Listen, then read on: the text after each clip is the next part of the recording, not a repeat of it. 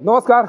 सदर अनुमंडल पदाधिकारी के पद पर योगदान देने के साथ दो महत्वपूर्ण पर्वों को शांतिपूर्ण संपन्न करा चुकी नेहा कुमारी जी, एसडीएम नेहा कुमारी जी आज महाशिवरात्रि पर्व को लेकर शांति समिति की बैठक की हैं। कई निर्देश जारी किए गए हैं। पर्व को शांतिपूर्ण संपन्न कराने को लेकर तमाम जो सदस्य हैं, मुहर्रम कमेटी और नगर सेवा समिति के सदस्यों से बात की गई, उनकी राय ली गई, उनकी समस्याओं को जानने की कोशिश की गई, समाधान का भरोसा दिलाया गया।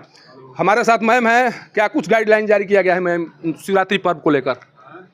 कोई भी पर्व तभी संपन्न होता है अच्छे तरीके से जब उसमें प्रशासन और जनता का आपस में कोऑर्डिनेशन बेहतर हो। इससे पहले दो पर्व अच्छे तरीके से संपन्न हुआ, उसी तरह अब हम महाशिवरात्रि के पर्व को लेकर तैयारी कर रहे थे, जिसके क्रम में ये शांति समिति की बैठक आयोजित की गई। तो मेरा कहना है कि हमारा डेपुटेशन बहुत स्ट्रांग है। पुलिस, मजिस्ट्रेट और साथ ही महिला पुलिस जगह जगह पर मौजूद होगी, जो जुलूस को नियंत्रण करने में मदद करेगी ताकि ये त्यौहार बहुत अच्छे तरीके से संपन्न हो। जहाँ भी मंदिर है वहाँ मंदिर पर भी हमारी सुरक्षा व्यवस्था दुरुस्त की गई है ताकि कोई श्रद्धालुओं को कोई दिक्कत ना हो। साथ ही बॉन्ड भरवाया जाएगा ताकि कोई असामाजिक तत्व इस दौरान किसी भी प्रकार की गड़बड़ी करने का प्रयत्न ना करे। साथ ही हमारे जो भी एसडीपीओ है उनका बहुत सहयोग रहता है किसी भी त्यौहार को संपन्न कराने में। नगर निगम की टीम भी हमें सहयोग कर रही है, तो उम्मीद है ये पर्व भी हम अच्छे से संपन्न करा पाएंगे। डीजे को लेकर प्रत्येक बार गाइडलाइन जारी किया जाता है, लेकिन हर बार देखने को मिलता है कि कहीं ना कहीं डीजे बजते हुए दिखाई पड़ता है। इस बार किस तरह का निर्देश है? क्या उस निर्देश पर अमल करने के लिए कुछ विशेष व्यवस्था की गई है? डीजे अभी भी पूर्णतया प्रतिबंधित है, पर झांकी में कुछ सांस्कृतिक कार्यक्रम है जिसको लेकर एक छोटे स्तर पर डीजे की अनुमति दी गई है।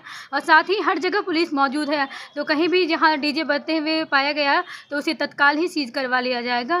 तो दैट्स इट। हमारे साथ सासाराम शहर में कई महत्वपूर्ण पर्वों को शांतिपूर्ण संपन्न करा चुके एसडीपीओ दिलीप सर भी हैं। चूँकि इनके नेतृत्व में कई सालों से काम किया जा रहा है, कई महत्वपूर्ण पर्वों को शांतिपूर्ण संपन्न कराया जा चुका है। शहर के नब्ज को जानते हैं, शहर के लोगों की स्थिति को जानते हैं। सर, इस बार क्या होने जा रहा है, किस तरह की तैयारी है सर? आगामी जो 15 फरवरी को महाशिवरात्रि का त्यौहार सासाराम में मनाया जाना है, इस संदर्भ में आज गोला थाना परिसर में शांति समिति की बैठक बुलाई गई थी, जिसमें जो जुलूस के आयोजन करता है उनसे कहा गया है कि जुलूस का लाइसेंस लेना अनिवार्य है और जुलूस के मार्ग का भौतिक रूप से निरीक्षण किया जाएगा। इसके अलावा डीजे पूर्ण रूप से प्रतिबंधित है। शस्त्र का प्रदर्शन जो जुलूस में नहीं किया जाना है। इसके अलावा जुलूस पर जो नियंत्रण रखने के लिए वीडियोग्राफी एवं ड्रोन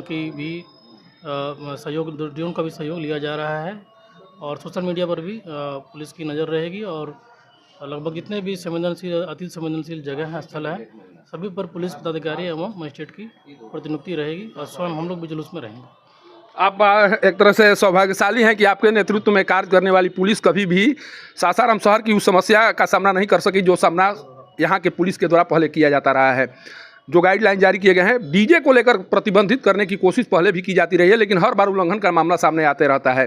इस बार किस तरह के सख्त निर्देश जारी किए गए हैं और उन निर्देशों पर अमल करने के लिए क्या कुछ किया जा रहा है? जैसा कि पूर्व में भी कहीं पर छिटपुट इस तरह के समाचार हमें मिले कि कहीं पर डीजे का उपयोग किया गया, तो उस पर कार्रवाई भी हुई है, प्राथमिकी भी दर्ज की गई है। और सभी लोग से यही निवेदन है कि शांतिपूर्ण तरीके से हर्ष उल्लास के माहौल में आगामी जो 15 फरवरी का महाशिवरात्रि का त्यौहार है वो हर्ष उल्लास के माहौल में मनाएं।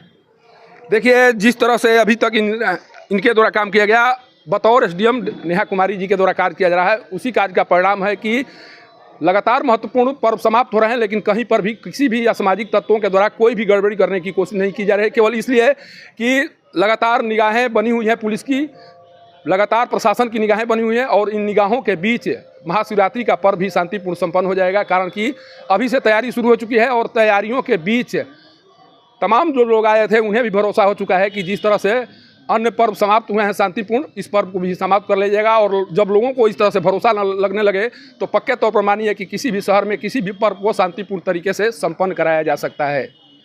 सासाराम से पब्लिक न्यूज़ के लिए सत्येंद्र चौबे की रिपोर्ट।